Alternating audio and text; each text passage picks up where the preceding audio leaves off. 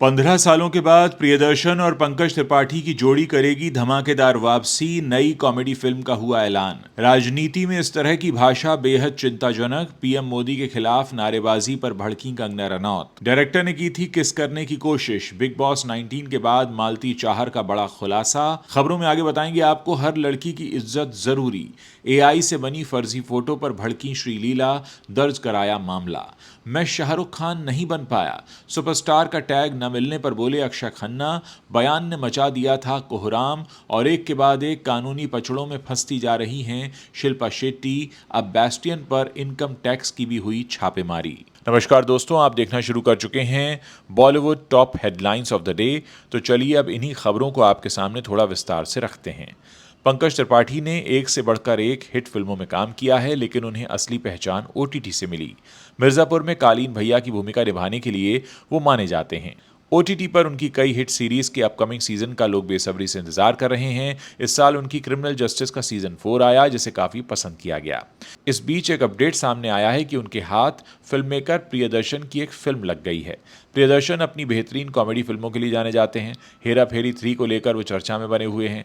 हाल ही में परेश रावल ने फिल्म में अपना पॉपुलर किरदार बाबू भैया छोड़ दिया था। इसके बाद फैंस के बीच चर्चा शुरू हुई कि उनके रोल के लिए पंकज त्रिपाठी सही बैठ सकते हैं। हालांकि इस फिल्म में फिर से परेश रावल की वापसी हो गई, लेकिन प्रियदर्शन को दर्शकों की ये राय शायद पसंद आ गई और अब वो पंकज त्रिपाठी को लेकर एक अलग कॉमेडी फिल्म बना रहे हैं। हालिया इंटरव्यू में हेरा फेरी 3 के डायरेक्टर प्रियदर्शन ने खुलासा किया है कि 15 सालों बाद वो पंकज त्रिपाठी के साथ काम करेंगे। दरअसल पंकज ने साल 2010 की आक्रोश फिल्म में काम किया था।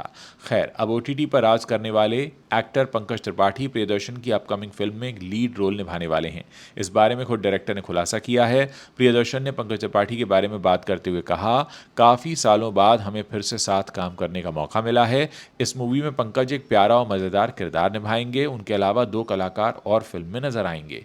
ये अपकमिंग फिल्म पूरी तरह से हंसी मजाक वाली होगी। दोस्तों, तू मेरा मैं तेरी तू मेरा के रिलीज से पहले इसके गाने लोगों का खूब मनोरंजन कर रहे हैं। इसका गाना हम दोनों रिलीज हो गया है और ये एक ऐसा गाना है जो शुरुआत से अंत तक रोमांस, खुशी और ताजगी से भरपूर है। 3 मिनट 40 सेकंड का ये गाना खूबसूरत लोकेशंस में फिल्माया गया है, लेकिन असली आकर्षण कार्तिक और अनन्या की जोड़ी का है। दोनों की ऑन स्क्रीन केमिस्ट्री इतनी सहज और खूबसूरत है कि गाना देखते ही मुस्कान आपके चेहरे पर आ ही जाती है।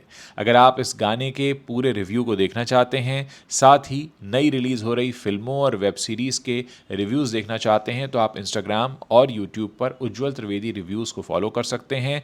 यहाँ मेरी कोशिश है कि मैं आपके लिए नई रिलीज होने वाली फिल्मों, वेब सीरीज, सॉन्ग्स और ट्रेलर के ईमानदार रिव्यूज लेकर आऊं। चलिए अब खबरों का रुख करते हैं।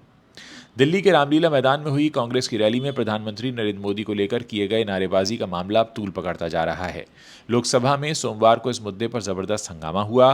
बीजेपी के कई बड़े नेताओं ने घटना की कड़ी निंदा करते हुए जयपुर महिला कांग्रेस की जिला अध्यक्ष मंजुलता मीणा को माफी मांगने के लिए कहा है। पीएम मोदी के खिलाफ हुई आपत्तिजनक नारेबाजी को अब मंडी से सांसद और फिल्म अभिनेत्री कंगना रनौत ने एक दुखद बात बताया है और राजनीति के स्तर पर सवाल भी उठाए हैं। कंगना ने विपक्ष पर युवाओं को गलत संदेश देने की बात कही है। मंडी से सांसद कंगना रनौत ने मीडिया से बात करते हुए कहा कि आप किसी की मौत की कामना कर रहे हैं, किसी को बद्दुआ दे रहे हैं या ऐसे नारे लगा रहे हैं, ये बहुत दुखद है। हमारी पार्टी अलग है, विचारधारा अलग है, लेकिन इसका मतलब ये नहीं कि हम दुश्मन हैं। ऐसे में किसी के मरने की कामना करना और लोगों को उकसाना गलत है। उन्होंने आगे कहा कि प्रधानमंत्री मोदी के खिलाफ इस्तेमाल की गई भाषा से हमें बेहद दुख हुआ है और पूरा देश इससे दुखी है। पीएम मोदी को 140 करोड़ लोगों ने चुना है और वो बहुत लोकप्रिय नेता हैं, जिनकी फैन फॉलोइंग सिर्फ देश में ही नहीं बल्कि विदेशों में भी है। बिग बॉस 19 की कॉन्टेस्टेंट रही मालती चाहर ने एक बड़ा खुलासा किया है। कास्टिंग काउच पर बात करते हुए उन्होंने कहा कि एक बार एक डायरेक्टर ने उन्हें किस करने की कोशिश की थी। उस डायरेक्टर को वो पापा की तरह मानती थी। क्रिकेटर दीपक चाहर की बहन मालती चाहर ने सलमान खान के TV reality show big boss 19 के जरिए खूब सुर्खियां बटोरी हैं। शो ऑफ एयर होने के बाद भी वो लगातार चर्चा में बनी हुई हैं। मालती ने बताया कि वो कास्टिंग काउच का शिकार हो चुकी हैं। एक बार एक डायरेक्टर ने उन्हें किस करने की कोशिश की थी। हाल ही में सिद्धार्थ कनन से बातचीत में मालती ने बताया कि वो उस डायरेक्टर को एक पिता की तरह मानती थी। वो उम्रदराज थे। मालती ने यह भी बताया कि उस घटना के बाद वो उस डायरेक्टर से कभी मिली ही नहीं। मालती ने कहा कि उन्हें इस घटना से सबक मिला कि हर किसी से बचकर रहना है, क्योंकि उन्हें ऐसा बिल्कुल नहीं लग रहा था कि एक उम्रदराज इंसान भी ऐसी हरकतें कर सकता है। बहरहाल मालती के बिग बॉस 19 के सफ़र की बात करें तो वो इस शो में बतौर वाइल्ड कार्ड कॉन्टेस्टेंट आई थीं। वो टॉप 6 तक पहुंची थीं और फिर भी शो से उनका सफ़र ख़त्म हो गया। ट्रॉफी गौरव खन्ना ने जीती। मालती का यह खुलासा इंडस्ट्री में कास्टिंग काउच की समस्या को एक बार फिर उजागर करता है, जो कई एक्ट्रेसेस पहले भी साझा कर चुकी हैं। आज के वक्त में किसी भी तरह की तस्वीर ऑनलाइन वायरल हो सकती है। खासतौर पर सेलिब्रिटी की प्राइवेट तस्वीरें तेजी से इंटरनेट पर वायरल हो जाती हैं, जिसकी वजह से उनकी प्राइवेसी को लेकर सोशल मीडिया पर अक्सर विवाद का सामना करना पड़ता है। हाल ही में साउथ इंडस्ट्री की एक्ट्रेस श्रीलीला भी इसका शिकार हुई और असल में सोशल मीडिया पर एक पोस्ट शेयर किया गया जिसमें उन्होंने सोशल मीडिया यूज़र से आग्रह किया है कि वो एआई तकनीक से तैयार किए गए किसी भी ऐसे कंटेंट को सपोर्ट ना करें जो महिलाओं की इज्जत को ठेस पहुंचाता हो। इसके साथ ही उन्होंने बताया कि ये कंटेंट न केवल परेशान करने वाला होता है बल्कि हमारे मानसिक संतुलन पर भी असर डालता है। उन्होंने कहा कि मैं हाथ जोड़कर आपसे अपील करती हूं और हर सोशल मीडिया यूज़र से रिक्वेस्ट करती हूं कि एआई से बनी बकवास को सपोर्ट ना करें। टेक्नोलॉजी का इस्तेमाल करने और उसका गलत इस्तेमाल करने में फ़र्क होता है। मेरे हिसाब से टेक्नोलॉजी में तरक्की ज़िंदगी को आसान बनाने के लिए होती है, मुश्किल बनाने के लिए नहीं। अब श्रीलीला ने पुलिस में शिकायत दर्ज कराई है और अधिकारियों ने कार्रवाई का भरोसा दिलाया है। धुरंधर के बाद हर तरफ अक्षय खन्ना के नाम की गूंज है। इस फिल्म में रहमान डकैत बनकर अक्षय खन्ना ऐसे छाए हैं कि हर कोई उनकी एक्टिंग और डांस का कायल हो गया है। लेकिन एक वक्त ऐसा भी था जब अक्षय को बड़ी बड़ी फिल्में तो मिल रही थी लेकिन उन्हें कभी सुपरस्टार का टैग नहीं मिला, यानी कि उनके स्टारडम को लेकर कई सवाल उठते रहे।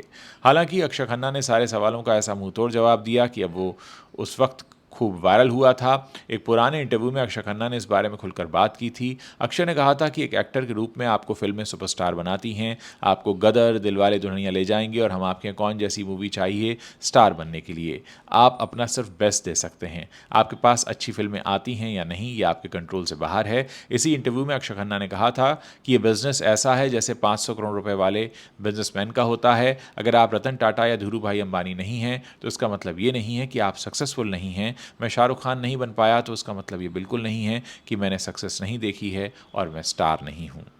एक के बाद एक कानूनी पचड़ों में फंसती जा रही शिल्पा शेट्टी के लिए कहना गलत नहीं होगा कि 2025 का साल उनके लिए कई मुश्किलें खड़ी करता रहा है। हाल ही में बेंगलुरु स्थित बेस्टियन रेस्टोरेंट पर बेंगलुरु पुलिस ने एक एफआईआर दर्ज की, जिसके बाद अब मुंबई से खबरें ये आ रही हैं कि बुधवार 17 दिसंबर की सुबह इनकम टैक्स विभाग ने उनके मुंबई के बेस्टियन रेस्टोरेंट पर भी छापेमारी की।